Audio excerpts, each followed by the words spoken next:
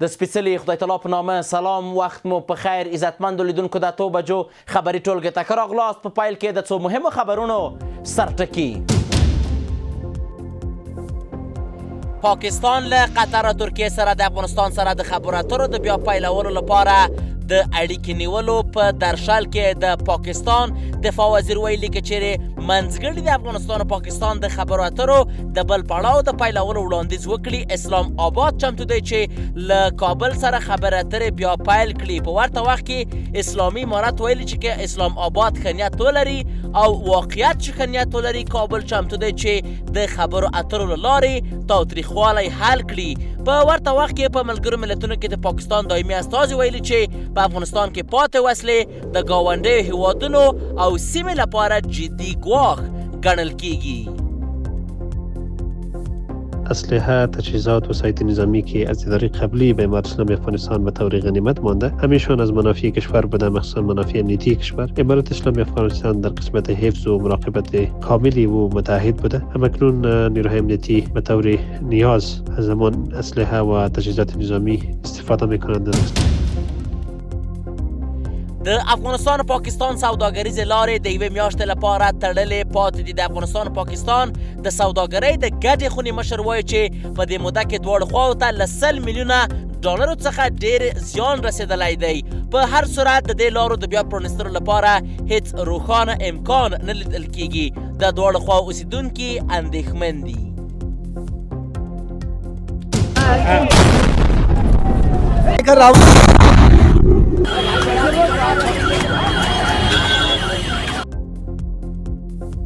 او د پاکستان په پلازمینه کې یوه خونړۍ چاودنه شوې. 12 کسان وژل شوي او له 100 څخه زیات ټپیان دي.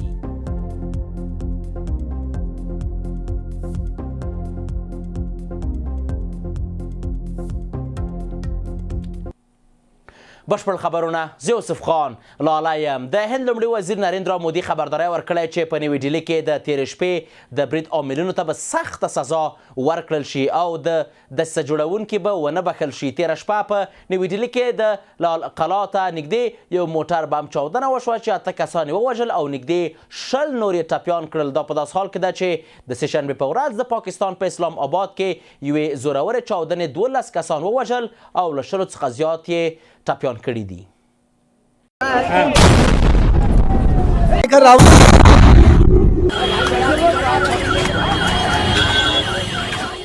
تېره شپه د نوې ډیلي په یوه ګڼه ګوڼه او سیاحتي سیمه کې د چاودېدونکو توکو ډک موټر په نښه شو.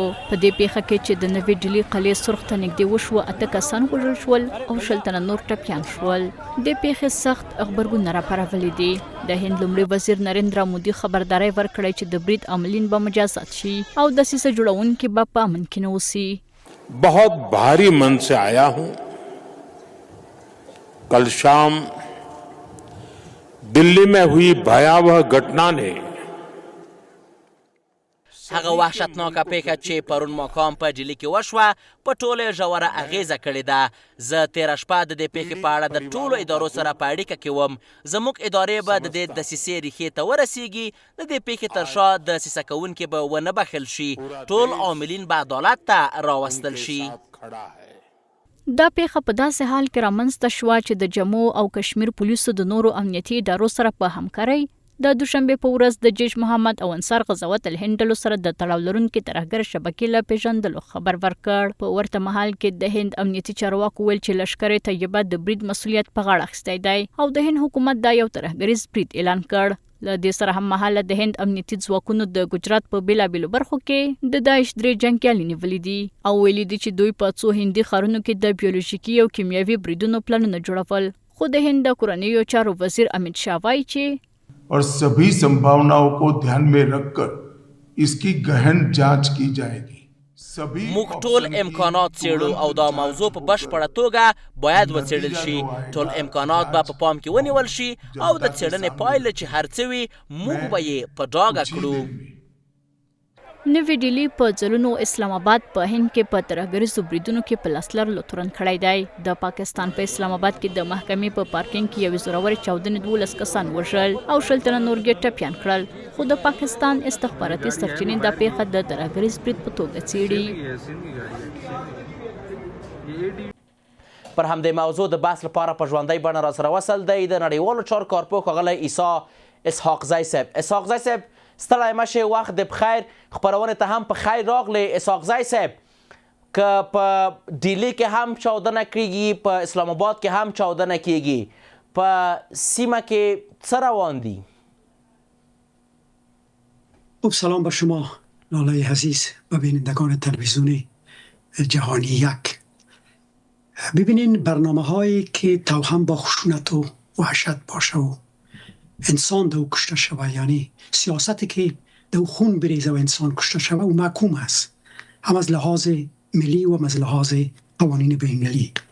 بنابراین اگر اینا با عقلانیت برخورد کنن و برنامه های خود روی یک میز مذاکره صادقانه ارائه کنن، یعنی به تمام ترضی و استقلال مملکت های خودشان هم احترام بگذارن، به تمام ترضی و استقلال همسایه های خودشان.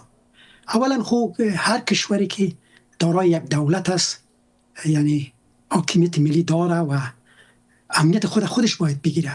ما یک مثل داریم در بین افغان ها که میگه مال توش کو همسایه تا دزد نگی.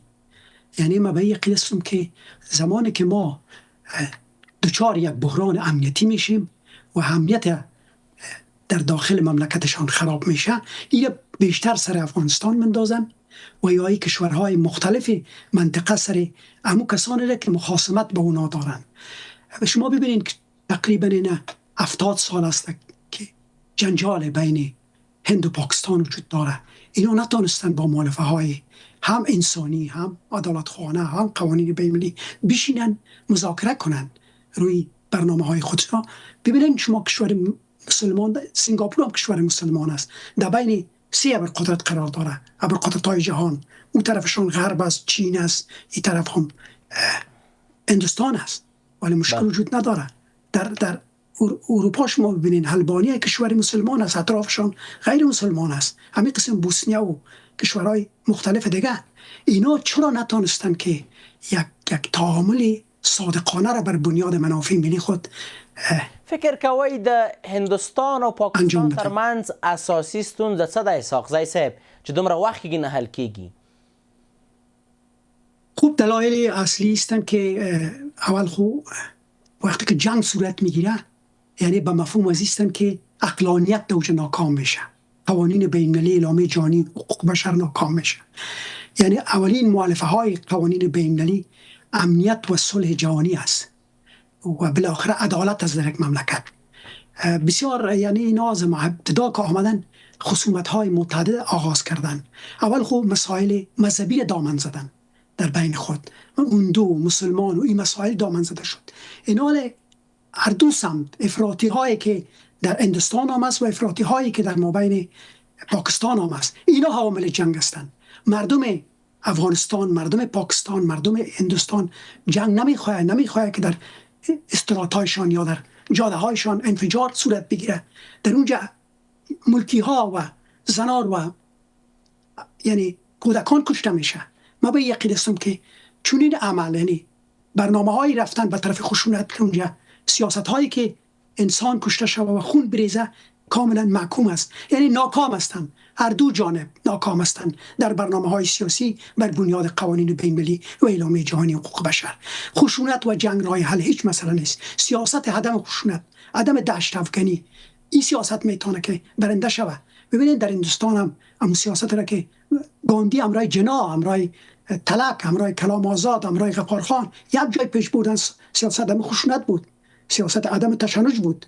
اینا انصراف کردن از سیاست عدم تشنج و عدم خشونت. متاسفانه برنامه های نظامی، برنامه های توهم با صدور افراطیت در کشورهای مختلف هم کشور خود و هم منطقه را در وضع بسیار دردناک و وحشتناک و خشونت دچار کردن.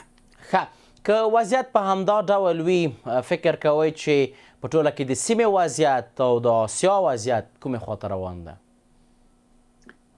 خب مشکلات در آسیا متاسفانه بخصوص در بین هند و پاکستان و بین افغانستان و پاکستان بسیار یعنی متشنجه. در هیچ کشور دنیا چون این وضع متشنج وجود نداره و در هیچ کشور آسیایی حتی وضع متشنجی که بین 3 کشور ادامه داره و یکی بام برف خود سر دیگه مندازن. من به یقین هستم که از یک دست صدا نمه، حتما دست دیگه هم که با هم دیگر تصادم میکنن یا تج میکنن این صدا پیدا میکنه. بنابراین بسیار ضرورت است که اینا به مردم خود رحم کنن، اینا عدالت حکم میکنه که اینا امنیت خود بر بنیاد یک سیاست عدم خشونت، بر بنیاد منافع ملی خود، بر بنیاد قوانین بین‌المللی با این مؤلفه ها برنامه و سیاست خود پیش ببرن. در این سیاست ها رای تشنج و خشونت و وحشت کاملا محکوم است و منتفی است. ښه، هلته چې په نوي ډیلي کې چاودنه کیږي، بیا په اسلام آباد کې چاودنه کیږي، فکر کوئ چې د دواړو چاودنو ترمنځ کوم ارتباط یا هم کوم لینک شته؟ خیلی مهم است ما میفهمیم که بین از یا خصومت‌های تاریخی وجود داره. نه موخه مې دغه چاودنې دي چې آیا فکر کوئ چې څه فکر کوئ تاسو په ټوله کې؟ خب وقتی که اینا جنگ خو از الفاظ شروع میشه، از دیپلماسی های توهم با تشنج شروع میشه.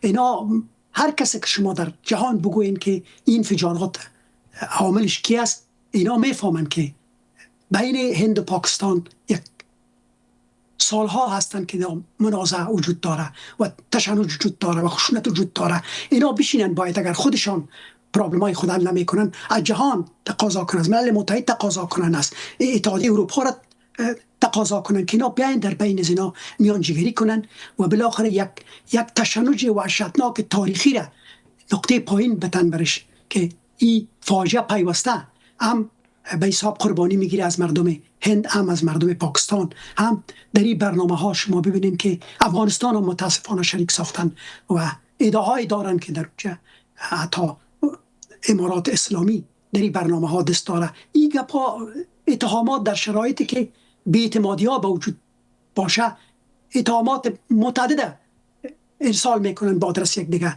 بسیار ضرورت است که از این دوپولوژی یا دوگانگی اینا کوشش کنن، اجتناب کنن، بیاین با صداقت به میز مذاکره بشینن. دو کشوری که در اونجا میلیون ها انسان زندگی میکنه امنیتش رو باید تامین شود. اینا اگر واقعا به صلح، به آزادی و به قوانین بین‌المللی و مردم خود دوست دارن و میخواین که دیگه مردمشان از طریق انفجارات و جنگ و خشونت و وحشت از آنها هزار انسان در طول مدت زمان همین جنگایی که صورت گرفته کشته شده و مسئول این کشتار سیاست‌های غلط و سیاست‌های توهم با تشنج و خشونت بوده.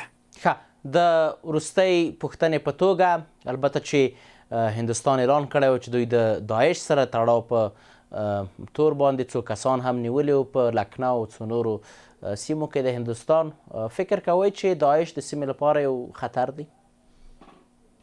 حالا خود تمام دنیا میگه، ایالات متحده امریکا و کل جهان که داعش خطر بسیار جدی است، ولی داعش و خود القاعده و همین ساختارهای افراطی در کدام کشورها تربیت شده یا بسیار مهم است. شما میل متهم میکنن حکومت پاکستان، افغانستان که در اینجا ساختارهای تروریستی وجود داره، ولی از کجا آمده اینا؟